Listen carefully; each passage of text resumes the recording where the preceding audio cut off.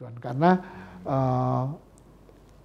infonya apabila kita melanggar aturan ini itu ada nanti bisa ke taraf APH ya, aparat penegak hukum yang akan turun. Nah, ada sanksi-sanksi ya atau kita dilarang produksi menjual produk makanan minuman itu karena kan rupanya sudah ada daftar produk atau minuman yang harus halal. Nah, itu ada produk-produk yang itu. Jadi persepsi antara yang halal di luaran sana dengan halal yang memang realnya itu memang sebenarnya banyak pelaku usaha yang masih atau konsumen juga yang masih belum mengerti seperti itu. Masih bingung ya? Iya benar, karena nganggap no lot sudah halal gitu Pak. Kalau ada yang memang tadi meragukan atau non halal dan sebagainya, kita bantu untuk substitusinya.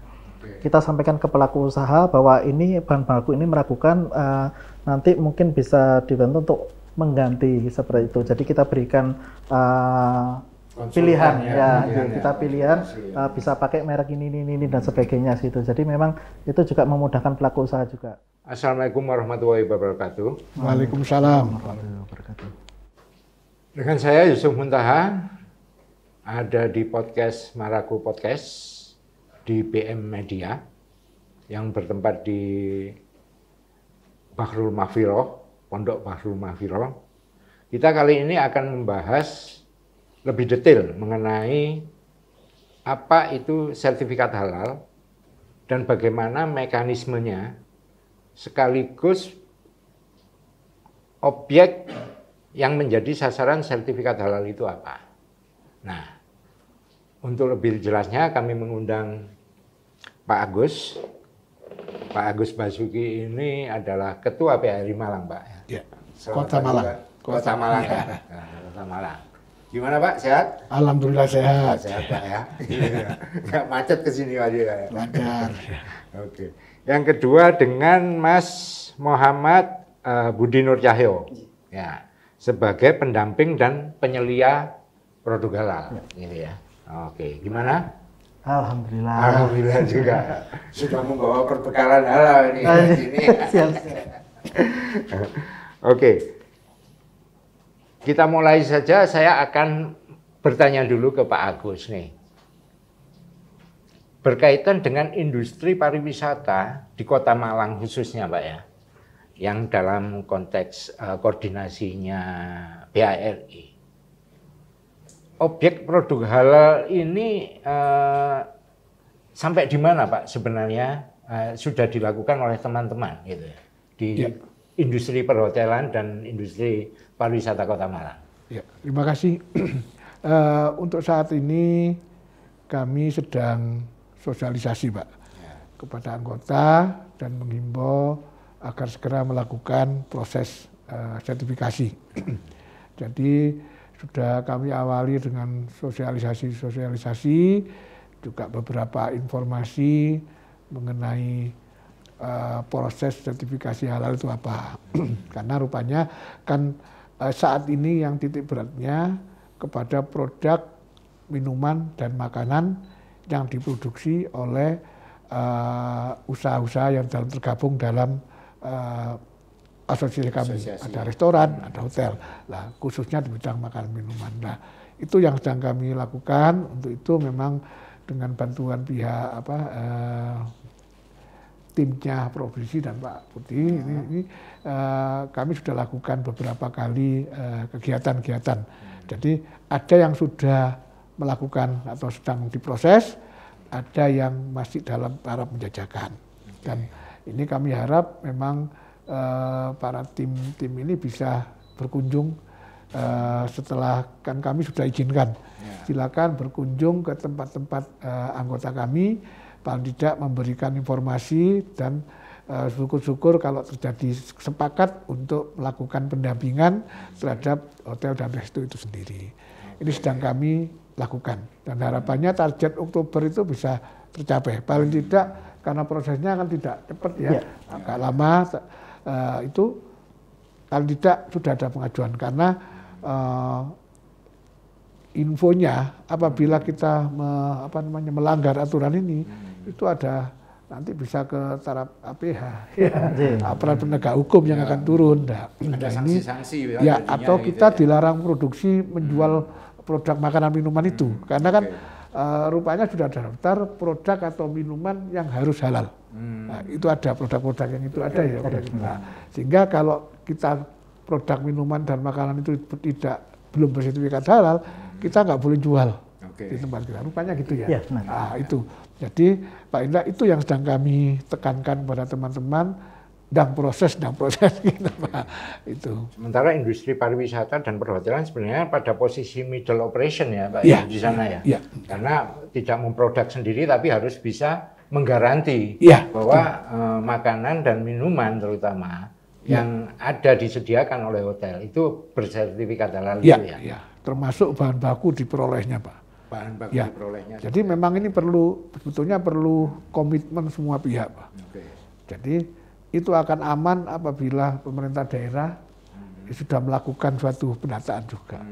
Jadi produk-produk non halal, misalnya bahan baku non halal, jangan boleh masuk ke Kota Malang. Kan memang ada ini. Memang tempo hari kita pernah datangkan bahan, Pak, tolak, nggak bisa. Karena bahan itu harus betul-betul terdaftar di dalam bisa masuk ke Kota Malang. Itu yang terjadi. Oke, sekarang saya beralih ke Mas Budi nih, Mas saja ya. Mas Budi, secara teknis, kalau ngomong halal itu kan ngomong persepsi ya. Nah, sebenarnya yang dimaksud dengan pengertian halal gitu kan, dalam konteks teknisnya itu seperti apa sih penjaminannya gitu? Oke, banyak di luar sana itu yang bilang kalau halal itu pokoknya no pork, no lard itu udah dianggap halal. Nah, itu persepsi yang berada di masyarakat kebanyakan di luar sana. Cuma secara realnya halal itu nggak selalu untuk itu aja, karena masih banyak hal-hal yang harus diperiksa. Seperti bahan-bahan baku juga harus diperiksa, karena kan ada titik kritisnya dan sebagainya, ada saus dan sebagainya seperti itu. Lalu juga dengan kebersihan. Lalu dari areanya juga, mungkin dari manajemen halalnya juga, karyawan-karyawannya juga memang harus melakukan kayak gitu. Lalu juga nanti di pengolahan limbah juga dan sebagainya. Lah itu banyak hal, memang banyak faktor yang memang harus diperhatikan. Jadi persepsi antara yang halal di luaran sana dengan halal yang memang realnya itu memang sebenarnya banyak pelaku usaha yang masih, atau konsumen juga yang masih belum mengerti seperti itu. Masih bingung ya? Iya benar, karena nganggap no pork no lard sudah halal gitu. Padahal jadi sesuatu yang baik dan sehat. Sebetulnya gitu ya, sesuatu yang baik dan sehat sebenarnya ke sana kan. Itu. Tapi pada konteks menuju sesuatu yang baik dan sehat itu nggak gampang, gitu kan? Nggak gampang. Ada proses, ada faktor, ada bahan baku dan macam-macam. Nah sebenarnya dalam konteks penjaminannya seperti apa itu sebenarnya? Supaya orang yakin nih, misalnya kan orang diyakinkan bahwa produk ini halal tidak hanya pada konteks cap kan misalnya gitu Nah, tapi bagaimana sebenarnya proses yang dilakukan agar masyarakat bisa percaya juga ya bahwa sistem penjaminnya seperti apa yang dibangun di dalam konteks menjamin bahwa produk ini halal misalnya. Yang pertama memang ada diperlukannya komitmen dengan tanggung jawab dari memang pelaku usahanya, baik mungkin dari pemilik usaha, karyawan, manajemen, dan semua yang terlibat di situ. Memang harus ada komitmen dan tanggung jawabnya. Dan itu memang sudah terlampir semua melalui nanti ada pembuktian, baik mungkin dari sosmed, ABN, dan sebagainya, pelatihan dan sebagainya seperti itu. Lalu juga memang nantinya ada pemeriksaan juga, memang jaminan memang bahwa Mama Resto ini atau pelaku usaha ini atau usaha ini sudah diperiksa dan semuanya, dan akhirnya ujungnya adalah mereka mendapatkan sebuah sertifikat halal yang memang membuktikan bahwa semua yang sudah dicek di dalamnya itu sudah terbukti halalnya, baik mungkin dari bahan baku, proses dan sebagainya. Dan itu juga muncul di sertifikat produk-produk apa aja yang sudah dicek dan semuanya yang sudah bukti halal dan sebagainya, lalu mungkin dari outlet dan sebagainya, itu semua nanti di sertifikat halal, semua infonya ada di situ semua. Oke, jadi apa istilahnya deskripsinya seperti apa semuanya gitu ya, sudah ada ya. Nah, dalam hal ini yang dilakukan oleh SPMHI apa sebenarnya Ya. yang perlu diketahui oleh masyarakat? Jadi kami mulai dari awal adalah mendampingi pelaku usaha, bagaimana mulai untuk proses dari awal sampai akhir. Bahkan memang kita mendampingi pun setelah mereka keluar sertifikat halal pun kita melakukan pendampingan juga. Mungkin pendampingan dari pendampingan internal dan pengawasan. Untuk dari awal memang kami cek dari pelaku usaha, baik mungkin dari sisi legal yang pertama, karena dari legal kayak NIB dan sebagainya itu adalah pintu masuknya untuk menuju halal. Nah, ibaratnya KTP-nya. Setelah kita ngecek untuk legal, baru kita ngecek untuk bahan baku dan sebagainya. Apakah nanti dari bahan baku itu ada yang memang benar-benar kritis, atau mungkin ada yang meragukan, atau mungkin ada yang non halal. Kita sampaikan semua, kita cek semua. Kalau ada yang memang tadi meragukan atau non halal dan sebagainya, kita bantu untuk substitusinya. Kita sampaikan ke pelaku usaha bahwa ini bahan baku ini meragukan, nanti mungkin bisa dibantu untuk mengganti seperti itu. Jadi kita berikan pilihan kita pilihan bisa pakai merek ini dan sebagainya gitu. Jadi memang itu juga memudahkan pelaku usaha juga. Yang kedua nanti dari sisi pelatihan terhadap manajemen halalnya juga, mungkin dari pemilik maupun dari karyawan kita lakukan juga untuk pelatihan halal. Artinya biar dari manajemen di sebuah restoran atau unit usaha itu mengetahui sebenarnya halal haram itu apa sih. Terus untuk proses halal ini sebenarnya apa saja yang diperlukan sebagainya. Karena kan itu penting untuk baratnya pondasi dasarnya untuk halalnya itu. Berikutnya nanti kita cek mengenai proses dan semuanya, apakah terjadi adanya kontaminasi dan sebagainya seperti itu. Lalu berikutnya nanti masalah teknis untuk pengisian itu memang kita bantu semua. Nah kalau nanti kita bebankan ke pelaku usaha, nanti ngisinya masih bingung, ngisinya bagaimana, terus nanti belum lagi nanti mengisinya juga butuh waktu yang lama karena mereka juga kan bekerja juga sebenarnya. Jadi kita fokusnya memang kita bantu untuk secara pengisian dan sebagainya teknisnya. Jadi dari 100% proses, paling tidak 80-90% itu kita yang lakukan. Jadi sudah dilakukan pendampingan oleh SPM ya? Iya benar. Untuk memperoleh sertifikat itu? Benar. Nah, sebagai dari apa istilahnya? PHR India ya. Nah, yang telah melakukan kerjasama dengan SPHMI. Nah, apa kemanfaatan yang sudah dirasakan misalnya, baik melalui pendampingannya, penyelia atau konsultasinya misalnya seperti itu. Jadi ini mungkin menambahkan yang Pak Budi sampaikan, proses awalnya itu ketika beliau datang, itu tanya menunya apa saja, gitu, menunya apa saja. Dari menu itu rupanya oleh tim dikelola, Pak, dikupas, ini bahan bakunya apa, dari mana itu yang digarap. Nah, setelah itu diprosesnya. Nah, itu rupanya dikerjakan itu, memang ribet. Jadi kalau informasinya nggak jelas bisa lama. Iya bisa, kalau jelas cepat. Dan ini dari teman-teman yang sudah mengurus, Pak, kami peroleh informasi demikian. Dan ini baik sekali, paling tidak memberikan gambaran bahwa melakukan satu yang baik itu perlu dengan tertib prosedur-prosedur yang harus dilakukan. Dan memang sekarang teman-teman yang sudah melakukan proses itu, mereka dengan tenang, mereka juga dengan menjadikan alat promosi bahwa ini kami sudah punya sertifikat halal. Itu yang terjadi yang di tempat-tempat kami. Karena ada kalau nggak salah totalnya 10, Pak, yang sudah dapat, dan sebagian ada yang masih proses. Masih proses gitu ya.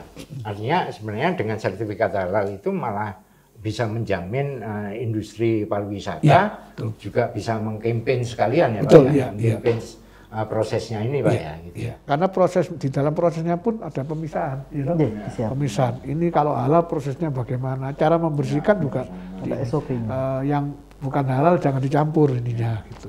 Jadi memang baik, Pak, ini memang sehat dan baik. Benar ya. Nah itu. Yang penting bahwa tujuannya bahwa halal itu bukan persoalan agama gitu loh ya, bukan hanya persoalan agama, tapi persoalan kesehatan itu lebih penting dan kebersihan tentunya seperti itu Pak ya. Ya, dan memang kalau menunya nggak halal ya tidak disertifikatkan. Ya. Yang disertifikatkan yang produk-produk yang halal, khusus contohnya gitu ya. soto, gitu. Soto, rawon, apa itu harus produk halal, harus halal punya sertifikat. Kalau enggak kita nggak bisa jual itu ya. Nah, itu. Jadi kita cek secara detailnya gitu Pak. Jadi seandainya nanti ada nama-nama yang memang tidak diperbolehkan dalam untuk halal, kita sarankan untuk mungkin diganti dengan penamaannya dan sebagainya. Kayak nama mie setan itu kan dia boleh. Nah, jadi kita sarankan untuk diganti aja agar sesuai dengan standar kayak seperti itu. Oke, jadi persoalan persepsinya biar utuh gitu ya. Benar. Gitu kan. Gitu. Soalnya kan suka aneh-aneh itu sebenarnya bikin nama aneh-aneh itu kan untuk promosi gitu kan, supaya menarik perhatian. Tapi kalau itu justru mengasumsikan atau mempersepsikan non halal dalam tanda kutip malah jadi bermasalah bagi usahanya ya. Gitu. Nah, sekarang berbicara tentang indikator halal, Pak. Nah, indikatornya sebenarnya apa sih secara simpel yang bisa dipahami oleh masyarakat? Kalau secara simpelnya indikatornya memang dari bahan baku dan proses, sudah sebenarnya seperti itu. Cuma memang dalam perjalanannya kan memang banyak hal faktor yang memang nanti mempengaruhi seperti itu. Jadi mulai dari SOP pencucian dan sebagainya, karena kan nanti takutnya ada kontaminasi dan sebagainya, dan yang baru lagi mungkin ada dari SOP pengolahan limbah dan sebagainya, karena kan nggak mungkin semua sudah halal, semua sudah bersih, tapi buangnya sembarangan dan sebagainya. Nah, jadi membawa limbahnya yang nggak halal jadinya. Oke. Karena merugikan orang lain kan kayak gitu ya. Itu jadi memang dipikirkan mulai sampai hal-hal yang lain seperti itu. Kalau indikatornya memang secara simpel halal itu memang dari bahan baku dan proses. Jadi bahan baku dan proses itu intinya. Oke. Ini menarik nih. Jadi sebenarnya kan masyarakat itu bingung kan dengan berbagai istilah dan macam-macam. Sebenarnya kalau tahu indikator intinya apa gitu kan enak gitu ya memahaminya. Pesan untuk masyarakat Pak? Ya, kalau kami hanya ingin marilah kita jaga komitmen ya Pak, komitmen semua pihak. Jadi kami juga butuh bahan baku yang halal, gitu. Bahan baku yang halal, jadi bahan-bahan baku yang halal kalau itu bahan bakunya sudah bersertifikat, itu kami akan gampang. Paling tidak tinggal proses harus dilakukan. Contohnya bahan baku yang halal itu termasuk sayur mayur, rempah-rempah, kemudian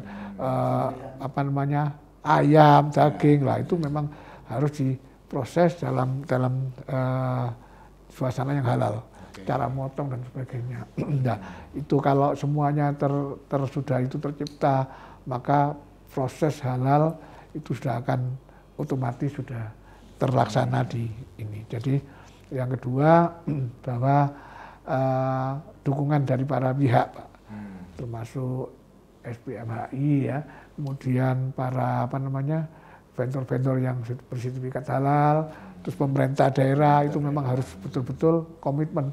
Kalau memang ini, ayo kita sama-sama melakukan proses ini sesuai dengan aturan yang baik. Itu harapan kami. Dari Pak Budi, apa kira-kira statementnya untuk himbauan ke masyarakat? Halal tidak hanya kewajiban sebagai seorang muslim. Jadi halal sekarang itu sudah menjadi hal yang umum, karena halal juga bisa dijadikan sebuah branding, dan juga halal juga bisa dijadikan kepercayaan konsumen terhadap usaha tersebut, seperti itu. Oke, demikian kira-kira pembicaraan kita. Jadi kita sudah tahu bahwa sebenarnya memahami halal itu simpel sebenarnya ya. Kalau kita sudah tahu bahwa ada proses, ada keterjaminan produk misalnya. Nah, itu yang lebih penting. Nah, kira-kira apakah siap nanti masyarakat bisa menerima ini dalam konteks satu persepsi? Perlu didukung oleh berbagai pihak untuk berkomitmen bersama. Ya. Tentunya gitu ya. Baik itu pemerintah, baik itu pengusaha, maupun baik itu penyedia vendor dan macam-macam, sekaligus penyelia tentang halal itu sendiri, gitu ya. Oke, sampai jumpa. Terima kasih Pak. Sama-sama. Atas kehadirannya di PM Media. Terima kasih Pak Budi. gitu. Saya akhiri pembicaraan diskusi kita kali ini. Sampai jumpa pada topik-topik berikutnya.